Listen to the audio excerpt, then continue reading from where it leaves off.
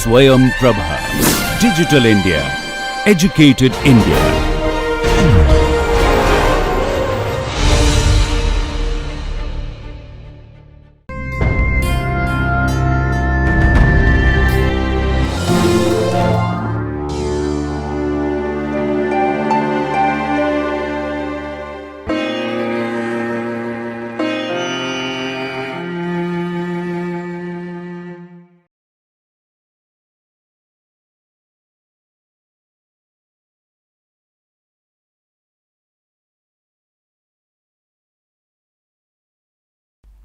Hello.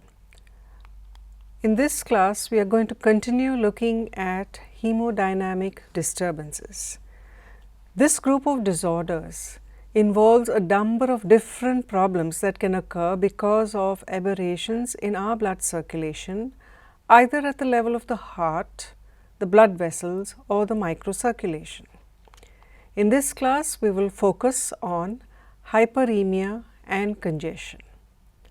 So, by the end of this lesson, you should be able to define hyperemia and congestion. We should be able to understand the causes and the mechanisms for each of these. And briefly, we will look at the morphological changes in some of the organs that are affected by this condition. Both hyperemia and congestion are characterized by increased blood volume within a tissue. However, the basic underlying mechanisms are different. While hyperemia is an active process that causes increased blood within a tissue, congestion occurs by a passive process. However, in both, there is a local increase in the blood volume within a given tissue or organ. So, let us now look at the differences. Hyperemia is an active process that is brought about by arteriolar dilatation, and that allows increased blood to come into the tissue. So, where do we see this? You would have learnt about this in inflammation. It also occurs in exercise, where more blood is required by the skeletal muscle throughout the body, and therefore, arteriolar dilatation permits more blood to flow into the tissue. A simple physiological mechanism of blushing is also by this same mechanism, where increased blood flow occurs into the arterioles in the cheek tissue. The tissue becomes engorged with oxygenated blood brought in by the arteriolar dilatation. Therefore, the affected site will appear reddish in color. So, in hyperemia, we are seeing increased blood coming into the microcirculation as a result of arteriolar dilatation, and it is occurring by an active process.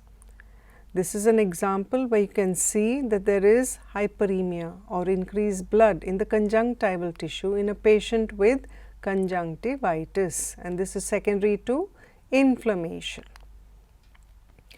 Now, in contrast to this, congestion is a passive process. It occurs because the blood flow out of a tissue is impaired, meaning there is impaired venous outflow from the tissue.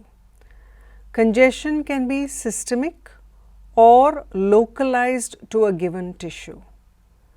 However, here, because the blood is not flowing out from the tissue, the oxygen which is present in the blood is drawn away by the tissues and cells. So, deoxygenated blood is remaining in the tissue, and this gives the tissue a bluish red color.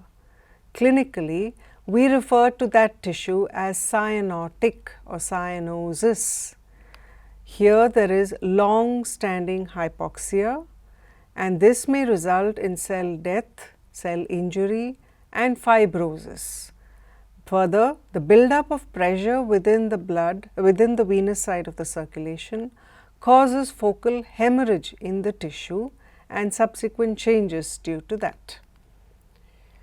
Congestion can be acute if there is sudden obstruction to the venous outflow, or it can be chronic when, say for example, the cardiovascular system is responsible for the congestion.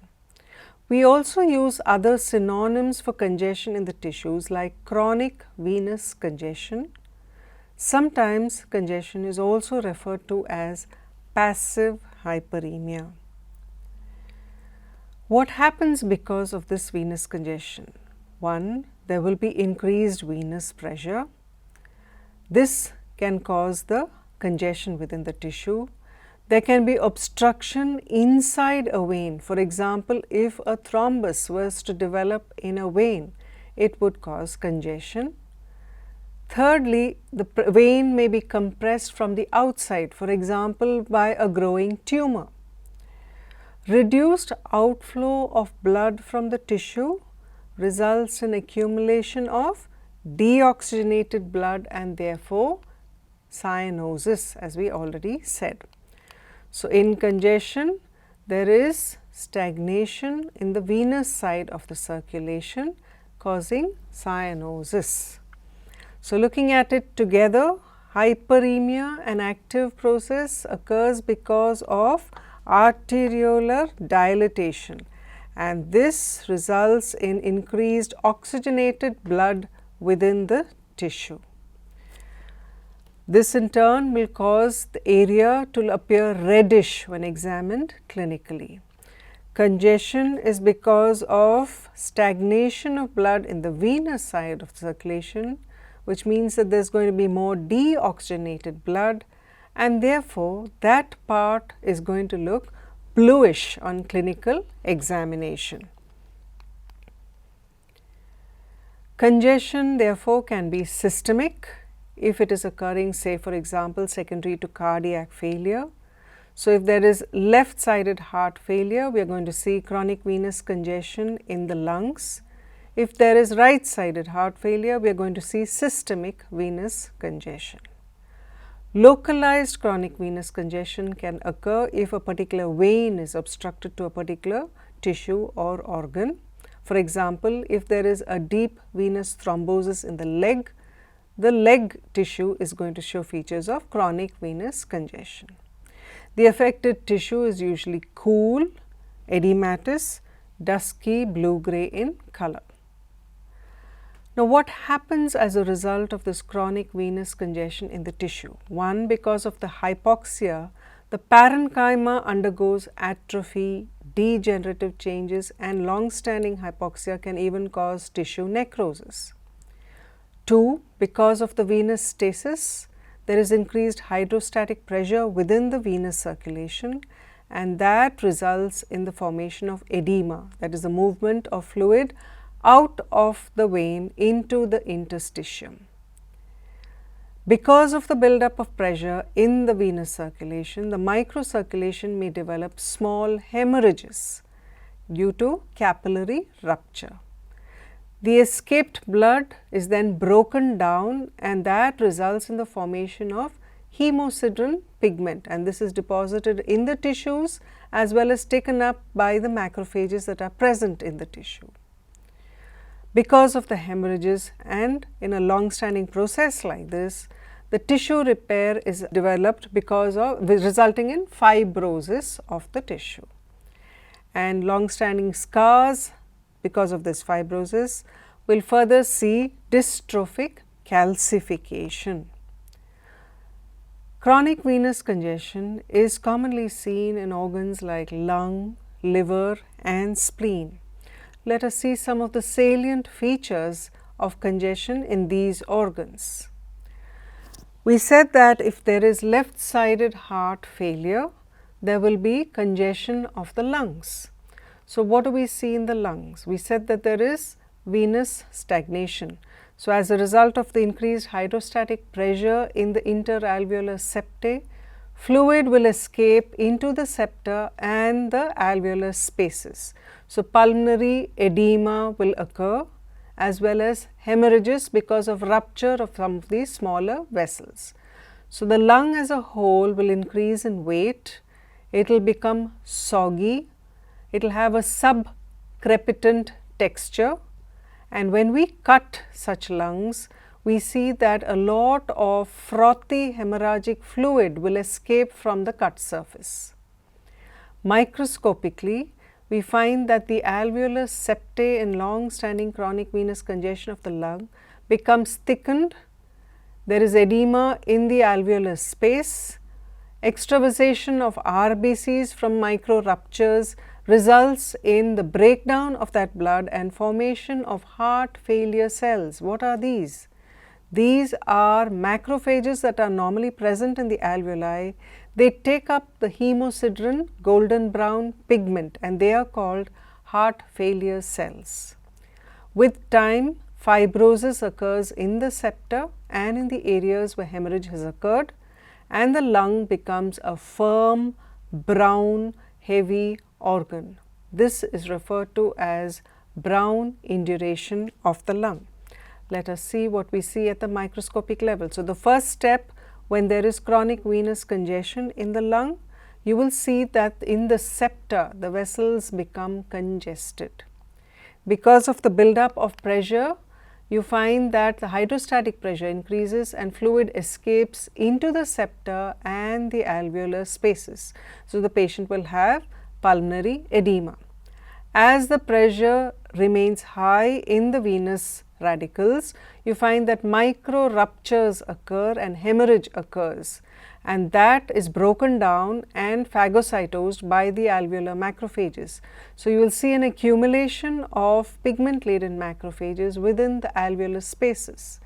These are called heart failure cells. When right-sided heart failure occurs, there is a buildup of pressure in the venous circulation in the systemic side, and first organ that we have there is the liver. So, we get chronic venous congestion of the liver. The back pressure first affects the central venous radicals. So, centrilobular areas of the lung parenchyma will first show signs of the congestion. Here there is hypoxia, and therefore, the hepatocytes in the immediate vicinity of the central veins will undergo hypoxic necrosis. However, near the portal areas, you find that there is a protective arterial supply, and the dual arterial supply protects the hepatocytes in the vicinity of the portal area. So, the portal hepatocytes are at first normal, but with prolonged hypoxia, fatty change occurs in these areas. Here again, rupture of the sinusoids can cause hemorrhage in the parenchyma, and this in turn will undergo fibrosis. So, in long-standing chronic venous congestion, the hemorrhagic infarction in the area of the central vein will result in the formation of fibrosis and subsequently results in the formation of cirrhosis. This is also known as cardiac cirrhosis, as it is occurring due to heart failure. So, what do we see in chronic venous congestion of the liver? In this picture, you can see the distended central veins filled with blood, and the hepatocytes around the central veins have undergone necrosis, whereas further away in the hepatic parenchyma towards the portal areas, you find that the hepatocytes are still preserved, and this is because of the dual blood supply occurring in the portal triad. With further hypoxia, we find that hepatocytes in the vicinity of the portal areas undergo fatty change. So, now we have two types of areas. Around the central vein, there is hemorrhagic infarction of the hepatocytes. Around the portal areas, there is fatty change. So, those tissues that are around the central vein will appear dark and congested or dusky brown, whereas those hepatocytes near the portal area would impart a yellowish color. So, if we look at a gross specimen, we will see alternated dark congested areas and yellow areas. This appearance that is seen of the liver in CVC is called nutmeg liver, because it is similar to the appearance of a nutmeg. The liver in CVC will be enlarged the margins or borders will become rounded, the capsule becomes stretched out, and on cut surface we will see alternating light and dark areas. This is also called nutmeg liver. The dark areas that are seen on the cut surface corresponds to the congested area around the central vein. The pale areas which you see on the gross correspond to the fatty change that is seen in the periportal area. You can also see a picture of a nutmeg and how similar it is to the change you are seeing in the liver in CVC, the nutmeg liver. With time, I told you, there is fibrosis occurring in the central areas and wherever there has been hemorrhage. So, the liver then shrinks in size and becomes nodular. This is referred to as cardiac cirrhosis. In CVC spleen, we find that it occurs when there is CVC, cirrhosis of the liver with portal hypertension. Therefore, there will be a back pressure on the splenic vein causing CVC of the spleen. CVC spleen can occur not only in cirrhosis but also in right heart failure and after there is cardiac liver cirrhosis. Portal venous thrombosis or splenic venous thrombosis also can cause CVC of the spleen. Basically, all these diseases cause elevated splenic venous pressure, which causes an enlarged reddish purple spleen. The longer the congestion, the more firm the spleen becomes in consistency. On microscopy, we find that the red pulp is affected and not the white pulp. So, the sinusoids in the red pulp become distended with blood. Fibrosis occurs of the sinusoidal walls, and with time we find that the capsule and the trabeculae are also thickened by fibrosis. Sinusoidal rupture can occur resulting in hemorrhage in the splenic parenchyma. Breakdown of this blood results in the formation of hemosiderin pigment granules which are deposited in the hemorrhagic areas. In the hemorrhagic areas again, fibrosis develops, hemosiderin pigment is deposited, hemosiderin pigment is taken up by macrophages. With time, the fibrous areas develop calcium deposits. This structure together is referred to as the Gandy-Gamma bodies or the Gandy-Gamma nodules. That is, nodules of fibrosis which have hemosiderin pigment deposits and calcification are the Gandy-Gamma bodies. These bodies are also referred to as siderotic nodules or fibrosiderotic nodules. They will stain positively with pearl stain. Pearl stain, you know, detects the hemosiderin pigment in the tissue. It will also stain with the von Kosa stain. Von Kosa stain is used to demonstrate calcium in the tissue. These fibrotic scars disrupt the local architecture of the spleen. Besides CVC spleen, Gandy-Gamma bodies can also be seen in the spleen in patients having sickle cell anemia or hemochromatosis. In CVC, the enlarged spleen can be moderate to markedly enlarged and is very friable. Therefore, it is prone to rupture when there is minor trauma as well.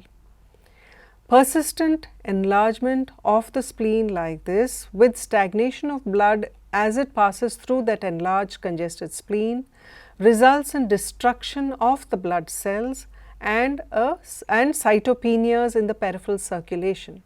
This hyperfunctioning of the spleen is referred to as hypersplenism. We therefore have now gone through hyperemia and congestion. We have seen that hyperemia is an active process caused by arteriolar dilatation and congestion is a passive process caused by venous stagnation. We have seen the mechanism. We have seen that there are some changes occurring in organs like the lung, liver and spleen. The lung, we see brown induration.